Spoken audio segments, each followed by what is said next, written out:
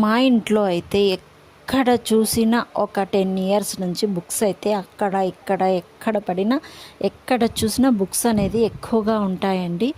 ఇది వచ్చేసి మీరు నమ్ముతారా లేదో ఇక్కడ చూడండి, డేట్ చూపిస్తున్నాను. 2017లోది, ఇప్పుడు 2026, 9 ఇయర్స్ అయిపోయింది ఈ బుక్.